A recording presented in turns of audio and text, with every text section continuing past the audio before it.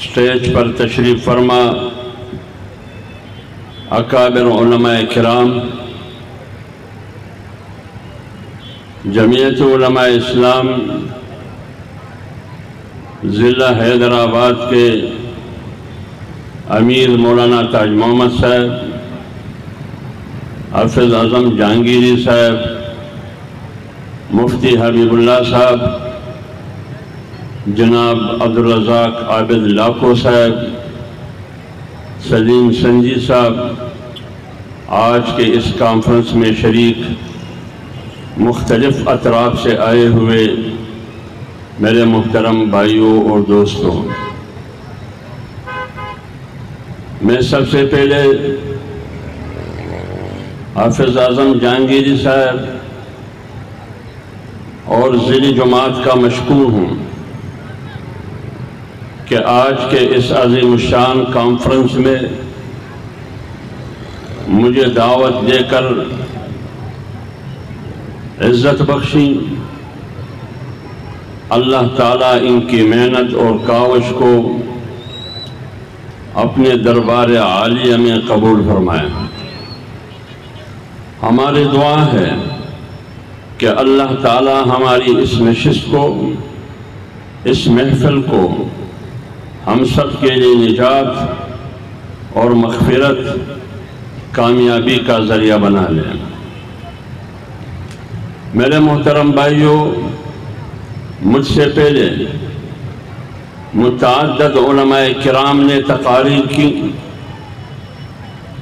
میرے بعد بھی علماء کرام خطاب کریں گے۔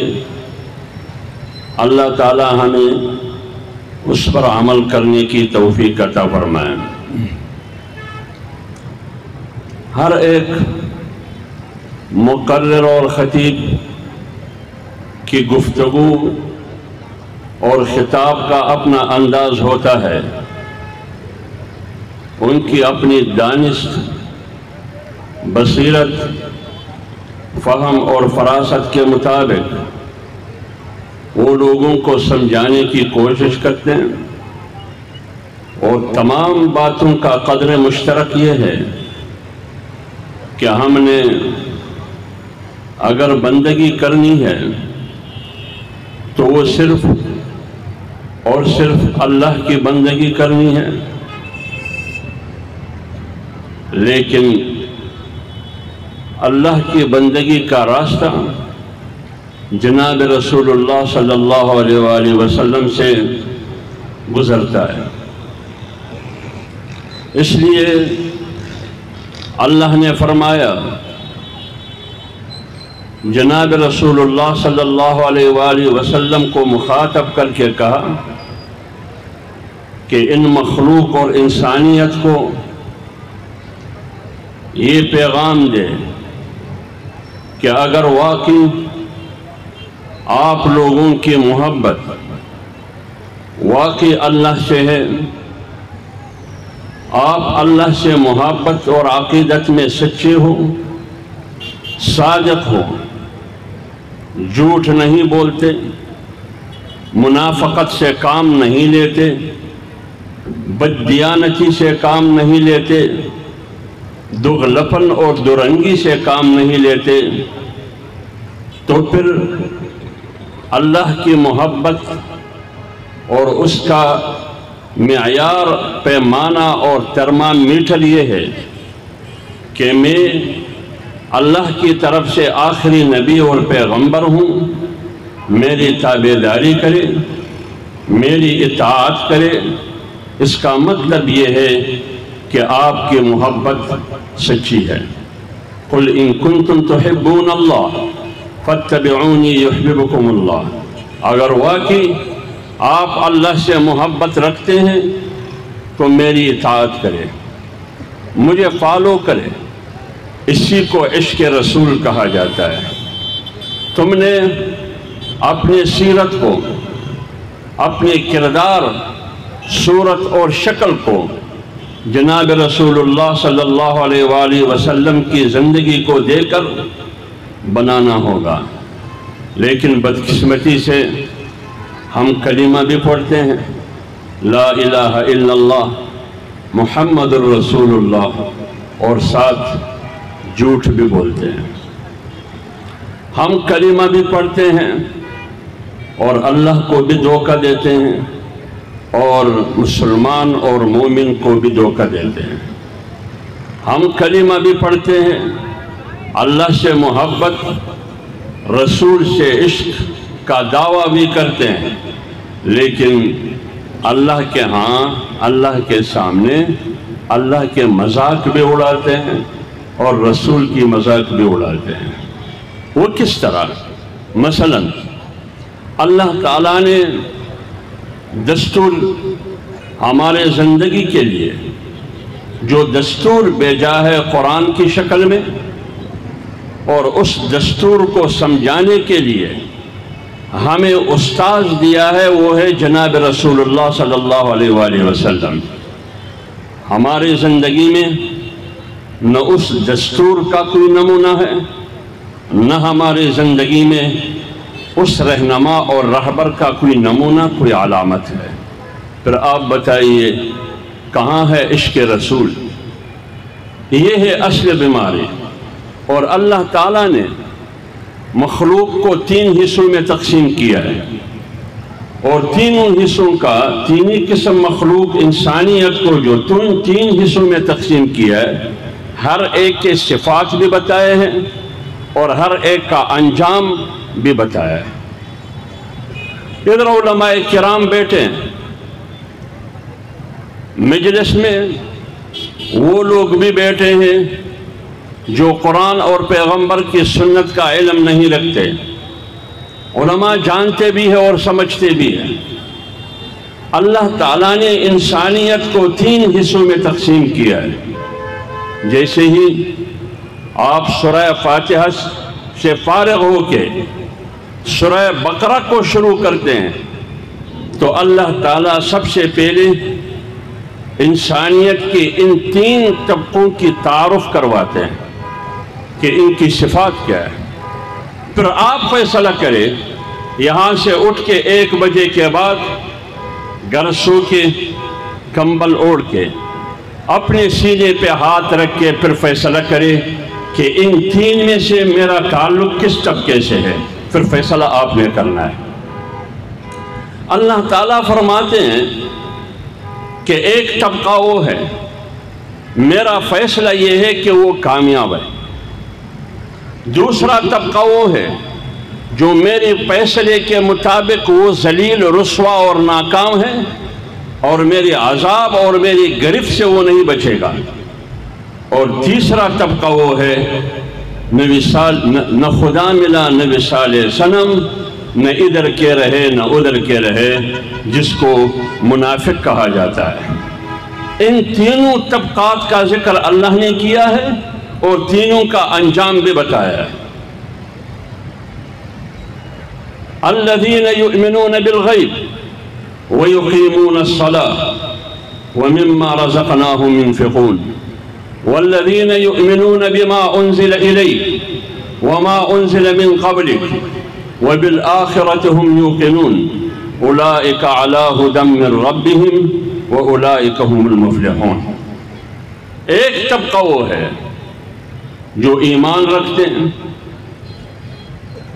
نماز قائم رکھتے ہیں اور زکوٰۃ دیتے ہیں، آسمانی کتابوں پر ایمان اور عقیدہ رکھتے ہیں، یہاں تک تمام آسمانی کتابوں اور انبیاء پر ایمان رکھتے ہیں اور قرآن کریم پہ ایمان رکھتے ہیں۔ اللہ کہتے ہیں یہ وہ لوگ ہیں جو کامیاب ہیں۔ اب صلاۃ اور زکوٰۃ کا ایک معنی تو یہ ہے جو معروف اور مشہور مفہوم ہے جو علماء کرتے ہیں۔ ایک مفہوم یہ ہے صلاۃ کا کہ فجر کی نماز ہے، وہاں لے کر عشاء تک یہ 5 نمازیں ہو گئی، اور زکوٰۃ کا مطلب یہ ہے کہ 40واں اپنے پیسوں میں سے ادا کریں، یہ زکوٰۃ ہے۔ لیکن اس کے ساتھ ساتھ ان کا ایک مفہوم یہ ہے کہ صلاۃ کا مطلب یہ کہ آپ کا 24 گھنٹے رابطہ اللہ سے ہو اور زکوٰۃ کا مطلب یہ کہ آپ میں انسانیت کے ساتھ ہمدردی ہو. یہ دو چیزیں ہیں.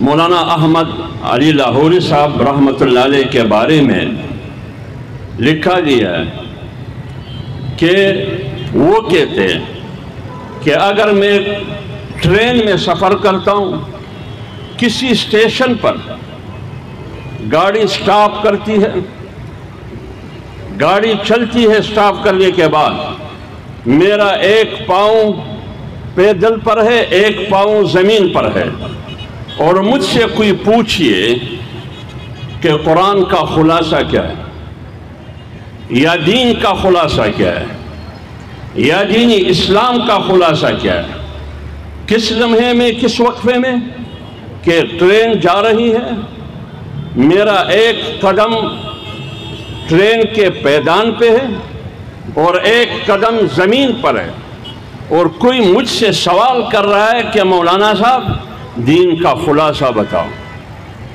قرآن کا خلاصہ بتاؤ، لب لباب بتاؤ، تو میں کیا جواب دوں گا؟ تو میں کہوں گا کہ قرآن کا خلاصہ اور دین کا خلاصہ تین باتیں ہیں: اللہ کی عبادت، رسول کی اطاعت، مخلوق خدا کی خدمت. یہ دین کا خلاصہ ہے. اب آپ بتائیے، اللہ کی عبادت جو لا الہ الا اللہ کا مطالبہ اور تقاضا ہے، کیا وہ ہم نے پورا کیا ہے؟ رسول اللہ صلی اللہ علیہ وآلہ وسلم کی اطاعت جو محمد الرسول اللہ کا تقاضا ہے، کیا وہ ہم نے پورا کیا ہے؟ اور انسانیت سے ہمدردی وہ زکوٰۃ کا تقاضا ہے، کیا وہ ہم نے پورا کیا ہے؟ یہ فیصلہ آپ نے کرنا ہے. دوسرا طبقہ جو اللہ تعالیٰ نے اس کے بعد ایک دو آیتوں میں اس کا ذکر کیا ہے: ان الذین کفروا سواء علیہم اانذرتہم ام لم تنذرہم لا یؤمنون ختم اللہ علی قلوبہم وعلی سمعہم وعلی ابصارہم غشاوۃ ولہم عذاب عظیم. آپ جتنا بھی دین کی باتیں کرے، قرآن کی باتیں کرے، اسلام کی باتیں ان کو کرے، لیکن وہ نہ سنتا ہے، نہ سوچتا ہے، نہ ان کا دماغ قبول کرنے کے لیے تیار ہے، نہ ان کی آنکھیں دیکھنے کے لیے تیار ہے، نہ ان کی کان سننے کے لیے تیار ہے، نہ ان کی زبان بولنے اور اعتراف اور اقرار کرنے کے لیے تیار ہے. منکر ہے، اس کو کافر کہا جاتا ہے. جو قرآن کو بھی نہیں مانتا، رسول کو بھی نہیں مانتا، خدا کو بھی نہیں مانتا، جس طرح ماننے کا حق ہے. اللہ نے فیصلہ سنا دیا. یہ وہ لوگ ہیں جس کو کافر، غیر مسلم کہا جاتا ہے، اور اس کا انجام یہ ہے کہ یہ میرے عذاب سے نہیں بچیں گے.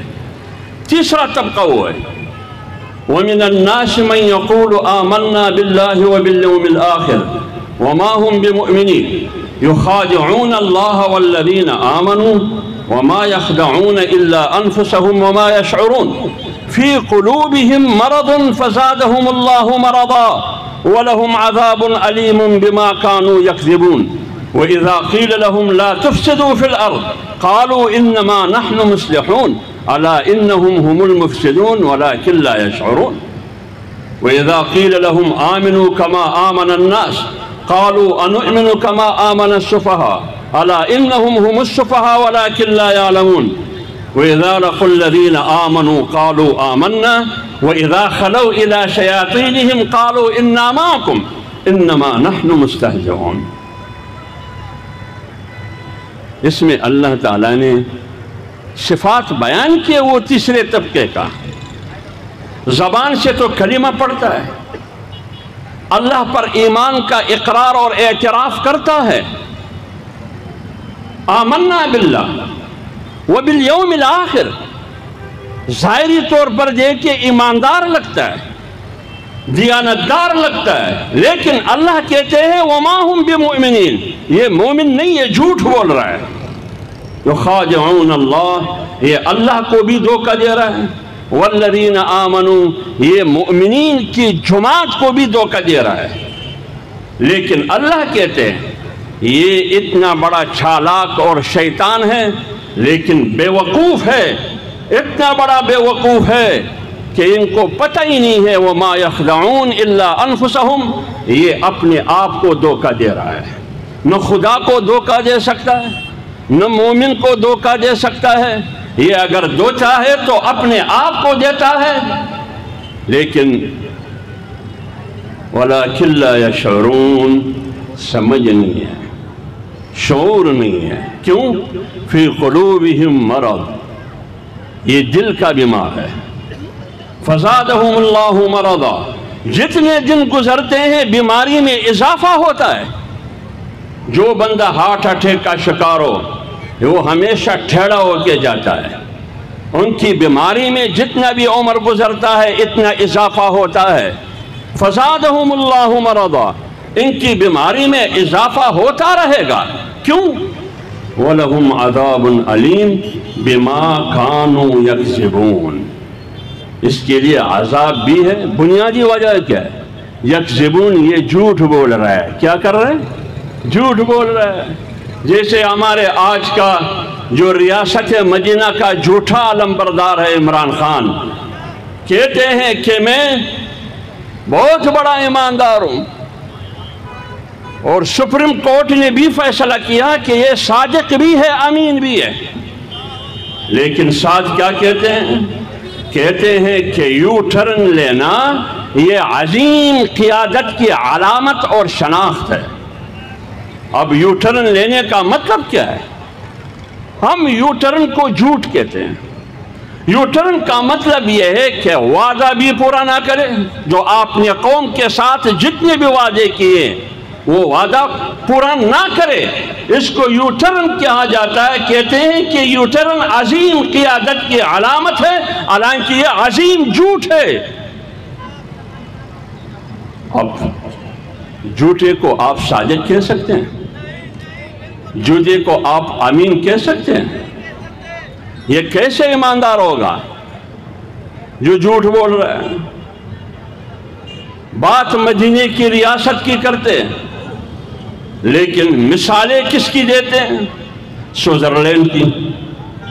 مثالیں کس کی دیتے ہیں؟ چائنا کی۔ مثالیں کس کی دیتے ہیں؟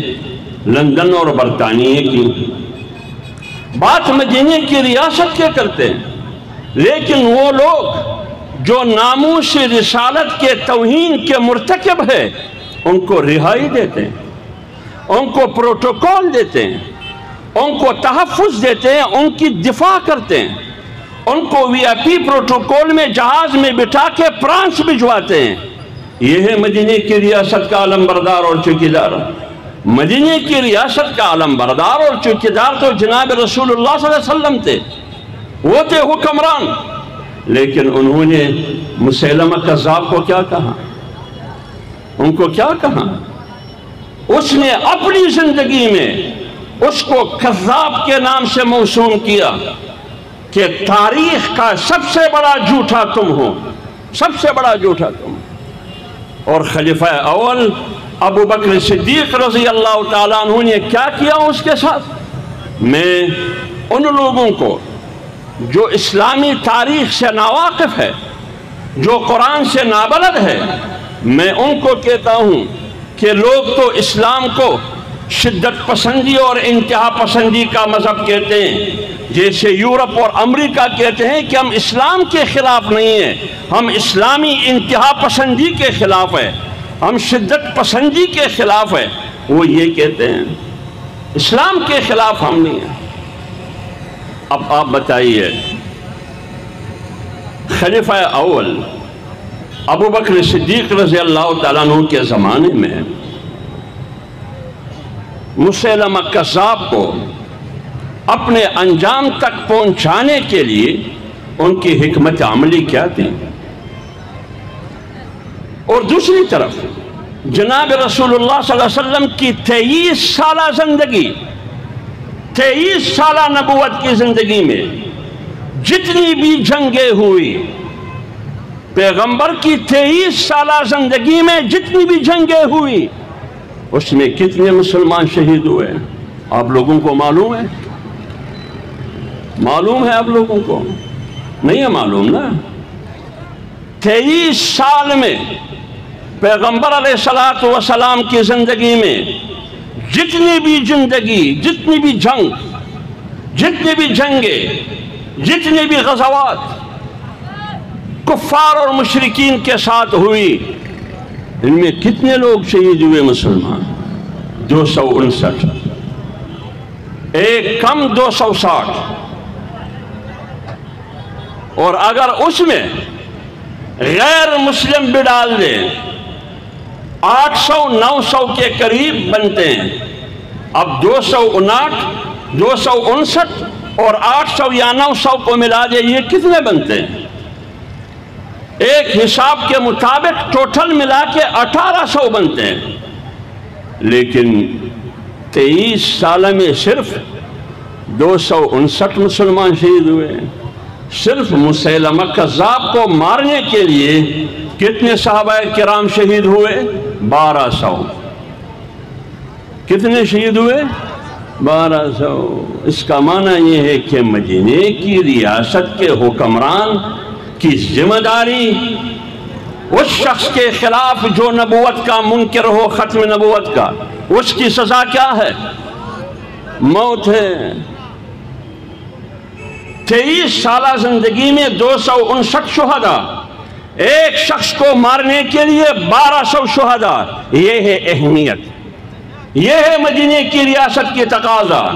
لیکن یہ جھوٹا لمبردار عمران خان جو کہتے ہیں کہ میں فلاحی ریاست مدینے کی ریاست بنانا چاہتا ہوں، مدینے کی ریاست بنانا چاہتا ہوں، سب سے بڑا منافق ہے یہ، سب سے بڑا منافق ہے یہ مدینے کی ریاست کا نام لے کر منافقت کر رہا ہے۔ یہ 22 کروڑ عوام کو بے وقوف بنانے کی کوشش ہو رہی ہے، اپنے اقتدار اور کرسی کو طول دینے کے لیے، اپنی اقتدار کو مضبوط کرنے کے لیے اسلام کا نام لیتا ہے، لیکن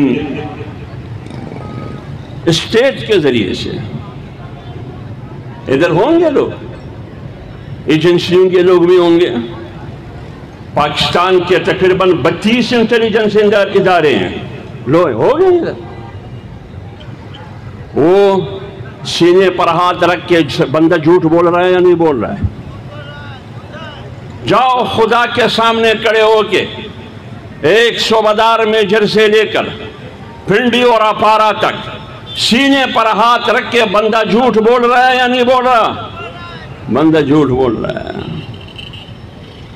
اسلام کا بھی بیڑا غرق کر دیا اس بندے نے، پاکستان کا بھی بیڑا غرق کر دیا۔ یہ پاکستان کی آبادی کے لیے نہیں، یہ پاکستان کی تباہی اور بربادی کے لیے آیا۔ اب ہم نے فیصلہ کرنا ہوگا کہ پاکستان کو مضبوط کرنے کے لیے 3 چیزوں کی ضرورت ہے۔ پاکستان کو مضبوط بنانے کے لیے کتنی چیزوں کی ضرورت ہے؟ 3 چیزوں کی ضرورت ہے۔ ایک یہ کہ نظریہ پاکستان مضبوط ہو اور محفوظ ہو۔ نظریہ پاکستان کیا ہے؟ پاکستان کا مطلب کیا؟ لا الہ الا اللہ۔ پاکستان کا مطلب کیا؟ لا الہ الا اللہ۔ لہذا جو بھی حکومت، جو بھی حکمران اس نظریے کو چھیڑنے کی کوشش کریں گے، نہ وہ حکمران بچے گا، نہ ان کی حکومت بچے گی، نہ ان کی پوری نسل بچے گی۔ اگر آپ نے پاکستان کو مضبوط بنانا ہے تو تم نے نظریے کے ساتھ چھیڑ چھاڑ نہیں کرنی ہے۔ اور نظریے کی علامت کیا ہے؟ مدارس۔ نظریہ جہاں سے پنپ رہی ہے، نظریے کی آبیاری جہاں سے ہو رہی ہے، وہ کہاں سے ہو رہی ہے؟ مدارس سے۔ اس کی آبیاری، دفاع اور تحفظ کہاں سے ہو رہی ہے؟ مدارس سے۔ اس کی آبیاری منبر اور محراب سے ہو رہی ہے، اور کون کر رہا ہے؟ یہ علماء کرام اور جمعیت علماء اسلام کر رہی ہے۔ لیکن آج بین الاقوامی دباؤ میں آ کر، امریکہ، مغرب اور یورپ کے دباؤ میں آ کر تم نے مدارس کو نشانہ بنایا ہے، تم نے منبر اور محراب کو نشانہ بنایا، تم نے علماء کو نشانہ بنایا۔ لیکن علماء بھی محفوظ رہیں گے، مدارس بھی محفوظ رہیں گے، منبر اور محراب بھی محفوظ رہے گا، اور تم نہیں رہو گے، تم نہیں رہو گے۔ آپ انگریز سے مضبوط نہیں، تم انگریز سے طاقتور نہیں۔ 1861 میں واسرائے برطانیہ نے ایک ڈاکٹر ولیم کو بلایا، کہا کہ یہ مسلمان تو ہمارے لیے درد سر بن چکا ہے، یہ مسلمان کو کمزور کرنے کی کوئی حکمت عملی، کوئی فارمولہ بتائیے، مسلمان کو کس طرح کمزور کرنا ہے، اس کی طاقت کو کس طرح ختم کرنا ہے۔ اس ڈاکٹر نے کیا کہا؟ رپورٹ پیش کرتے ہوئے 3 باتیں کی۔ کتنی باتیں کی؟ 3۔ میں 3 کے اندر گھوم رہا ہوں، ابھی تک چھوٹے تک نہیں پہنچا ہوں۔ 3 باتیں انہوں نے کی۔ نمبر 1، اگر تم نے مسلمانوں کو کمزور کرنا ہے یا مسلمانوں کی طاقت کو ختم کرنا ہے تو قرآن بیچ میں سے نکال دو۔ کیا کرو؟ قرآن بیچ میں سے نکال دو۔ جب تک یہ قرآن مسلمانوں کے درمیان ہو، تم نہ مسلمان کو ختم کر سکتے ہو، نہ ان کی طاقت کو کمزور کر سکتے ہو۔ بنیادی طور پر قرآن کو اڑانا ہوگا۔ تو انہوں نے کیا کیا؟ انہوں نے 3 لاکھ نسخے قرآن کے اکٹھے کر کے جلا دیے۔ ان کے خیال میں یہ ہے کہ قرآن کو جلا کر قرآن ختم ہوگا، لیکن اللہ نے فرمایا اِنَّا نَحْنُ نَزَّلْنَا الذِّكْرَ وَإِنَّا لَهُ لَحَافِظُونَ، یہ میرا کتاب ہے، اس کا تحفظ میں خود کروں گا۔ آج کیا صورتحال ہے؟ یہ 1861 کی بات ہے، جب طاقتور انگریز پوری دنیا پر ان کی حکومت اور ان کا رول تھا۔ آج صرف ان مدارس سے جو وفاق المدارس کے زیر اہتمام اور نگرانی، ان مدارس سے سالانہ تقریباً 1 لاکھ حفاظ قرآن فارغ ہوتے ہیں۔ 1 لاکھ۔ تم کیسے ختم کرو گے بھائی؟ آپ ختم کرو گے کس کے ذریعے؟ کس کے ذریعے تم ختم کرو گے؟ شیخ رشید کے ذریعے؟ شیخ رشید کے ذریعے تم ختم کرو گے، جو پاکستان کی سیاسی تاریخ کے 74 سالہ تاریخ کے جتنے بھی سیاسی لوٹے اکٹھے کر کے ان سے ایک شیخ رشید بنتا ہے، ان سے ایک شیخ رشید بنتا ہے۔ حیثیت کیا ہے؟ تاریخ لبیک سے مادہ ہوا، آپ لوگ سب جانتے بھی اور سمجھتے بھی ہیں۔ خود کہتے ہیں مجھے پتہ نہیں ہے کہ مادہ کس نے کیا، کیا ہوا، اس میں کون سے نکات شامل تھے۔ تو پھر تو وزارت سے استعفیٰ دے۔ اتنا بھی ایمان ہے وزارت سے استعفیٰ بھی نہیں دیتا۔ اب وہ مجھے دین سکھاتا ہے، وہ مجھے ختم نبوت کا درس دیتا ہے، وہ غیرت مند بن کے جرأت مند بن کے بیٹھا ہے۔ آپ دیکھیں سوشل میڈیا پر، جب سن 1998 میں ہندوستان کے مقابلے میں پاکستان ایٹمی دھماکے کر رہے تھے، تو یہ خود کہہ رہا ہے، ان کی زبان کی کہانی ہے، اور اس وقت وزیر بھی تھا۔ کہتے ہیں کہ جب مجھے یقین ہوا کہ پاکستان دھماکے کریں گے تو میں نے برطانیہ لندن کی ٹکٹ کروا کے سیدھا لندن پہنچا۔ سیدھا لندن پہنچا۔ کیوں لندن گئے بھائی؟ تم نے تو مورچے میں بیٹھنا چاہیے تھا ہندوستان کے مقابلے میں۔ یہ آپ کی غیرت ہے۔ اس لیے مدینے کی ریاست کا نام لے کر وہ لوگ جو توہین رسالت کے مرتکب ہیں ان کو تحفظ دیا جا رہا ہے۔ تو بنیادی طور پر پاکستان کو مضبوط کرنے کے لیے ضروری ہے کہ نظریے کو محفوظ بنایا جائے جو آئین کا تقاضا ہے۔ سن 1973 کا آئین کہہ رہا ہے کہ پاکستان کا سپریم لا قرآن ہوگا، قرآن اور سنت کے خلاف کوئی قانون سازی نہیں ہوگی، لیکن اس حکومت نے ایک بار نہیں بار بار اسلام اور اسلامی دفعات کو نشانہ بنایا ہے، نظریے کے ساتھ کھلواڑ کیا ہے۔ آپ لوگوں نے نہیں سنا کیا قانون سازی کی؟ انہوں نے مدارس کے خلاف قانون سازی کی، انہوں نے آپ کی بیٹی جو آپ کے گھر میں ہے اس کے خلاف قانون سازی کی، قوم کی بیٹی کی عزت کے خلاف، ان کی ناموس کے خلاف۔ ہم کوشش کرتے ہیں، اسلام کی کاوش یہ ہے کہ قوم کی بیٹی کی سر پر دوپٹہ رکھے تاکہ گھر کے چار دیواری کے اندر وہ محفوظ زندگی اور عزت کی زندگی گزارے، لیکن وہ مغرب کے کہنے پر، مغربی اداروں کے کہنے پر وہ قانون سازی کرتے ہیں، وہ قانون سازی جو میری قوم کی بیٹی کو ہیرا منڈی کا طائفہ بنانا چاہتے ہیں، میری قوم کی بیٹی کو کمرشلائز کرنا چاہتے ہیں، میری قوم کی بیٹی کو یہ سکھاتے ہیں کہ میرا جسم میری مرضی، میری قوم کی بیٹی کو یہ سکھاتے ہیں کہ تمام خواتین کے حقوق نہ ملنے کا بنیادی وجہ نکاح ہے، لہذا نکاح کو ختم کیا جائے۔ یہ ہے قانون سازی۔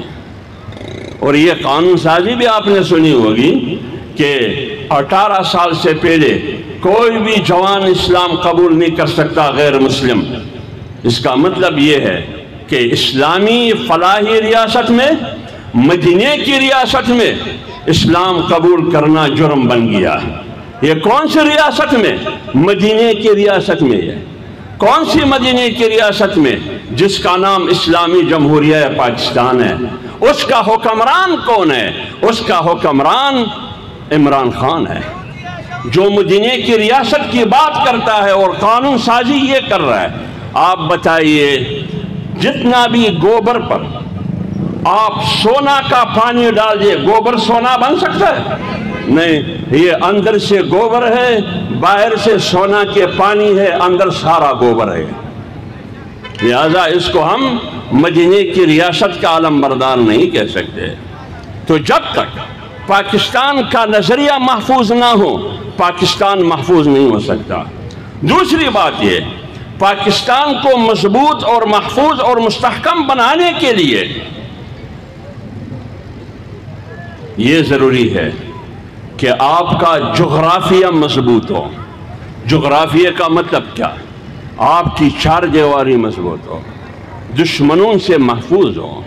لیکن اس شخص کے آنے سے آپ کا جغرافیہ داخلی طور پر اور خارجی طور پر غیر محفوظ ہے۔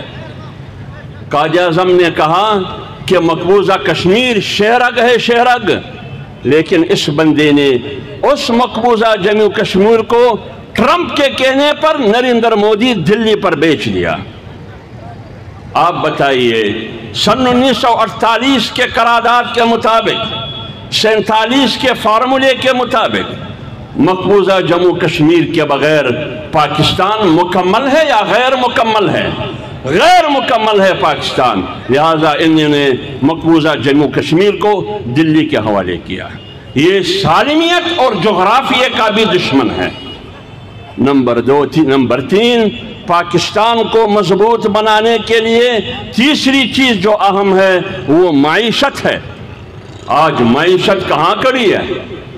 1 کلو چینی آج سے 3.5 سال پہلے 55 روپے کلو، آج 160 روپے کلو۔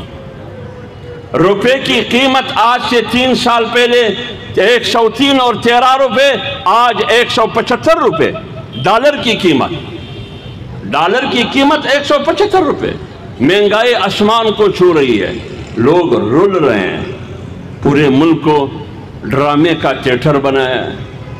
ان کا آپ لوگوں نے سنا ہوگا، یہ نوجوانوں نے دیکھا ہوگا، یہ جو 3 فلمی، اس کو کیا کہتے ہیں، یہ فلمی جو فلم بناتے ہیں،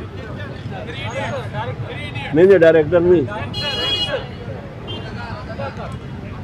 یہ جو 3 فلمی وہ ڈانچے ہوتے ہیں ان کا، ایک لالی ووڈ ہے، ایک بالی ووڈ ہے، ایک ہالی ووڈ ہے۔ ہالی ووڈ انگریز کا ہے، لالی ووڈ پاکستان کا ہے، اور بالی ووڈ ہندوستان کا ہے۔ ہالی ووڈ کا ایک اداکار ہے جس کا نام مسٹر بین ہے، آپ لوگوں نے دیکھا ہوگا مسٹر بین کو، مزاحیہ اداکار ہے، جیسے ہمارے پاکستان میں ایک زمانے میں رنگیلا ہوا کرتا تھا۔ لہذا عمران خان پاکستان کا مسٹر بین ہے، یہ پاکستان کا مسٹر بین ہے، یہ مزاحیہ اداکار ہے پاکستان کا۔ اور مسٹر بین جیسے خود مسخرہ ہے، عمران خان بھی ایک مسخرہ ہے، لیکن انہوں نے 22 کروڑ عوام کو، قوم کو مسخرہ سمجھ کر مذاق کر رہا ہے، اور 3.5 سال سے کر رہا ہے۔ نعرہ تکبیر، نعرہ تکبیر، جمعیت علماء اسلام، جمعیت علماء اسلام، چور وزیر اعظم مرد آباد، چور وزیر اعظم، چور وزیر اعظم، مسخرہ وزیر اعظم۔ تقریر کی آپ بتائیے، 3.5 سال میں تقریر کے علاوہ کوئی اور کام کیا ہے؟ کیا تقریر سے ہماری اور آگ کی بھوک ختم ہو جاتی ہے؟ مہنگائی ختم ہو جاتی ہے؟ تقریر سے کیا ہوتا ہے؟ وہ تقریر کے جھوٹ سے شروع ہوتا ہے اور جھوٹ پر ختم ہو جاتا ہے۔ اور عجیب بات یہ ہے، کمال ہے، جھوٹ بولنے میں PhD کر چکے ہیں یہ لوگ، کمال ہے۔ ایاک نعبد اور ایاک نستعین پڑھ کے اس کے بعد جھوٹ بولتا ہے۔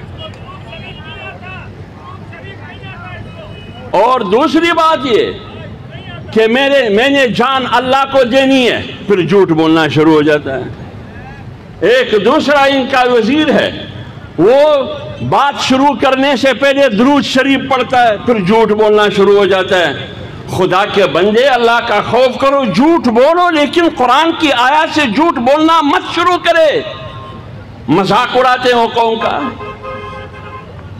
یہ اتنے جھوٹے ہیں، یہ جھوٹوں کی سرکار ہے۔ یہ کہتے ہیں کہ ہم نے چوروں کو ختم کرنا ہے، ڈاکوؤں کو، لٹھیروں کو ختم کرنا ہے۔ جب ہم دیکھتے ہیں ان کے دائیں بھی چور بیٹھے ہیں، ان کے بائیں بھی چور بیٹھے ہیں۔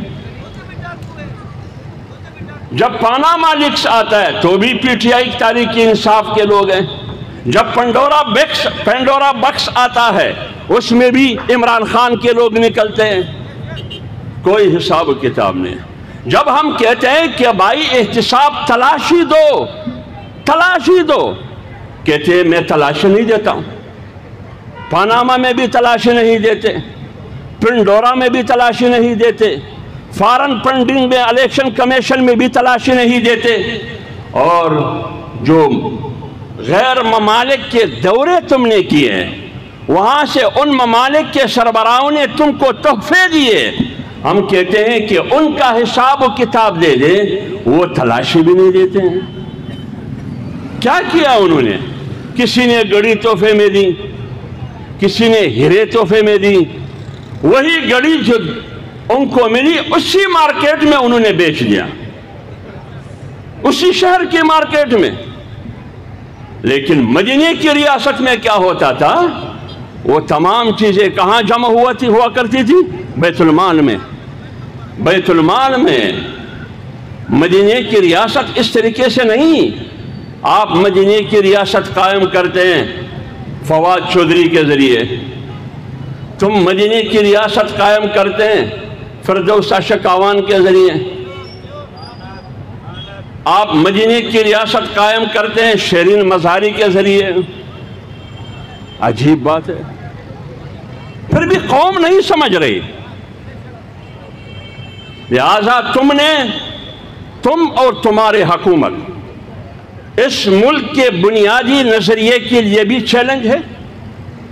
تمہاری حکومت اس ملک کے جغرافیے کے لیے بھی خطرہ ہے، سالمیت کے لیے۔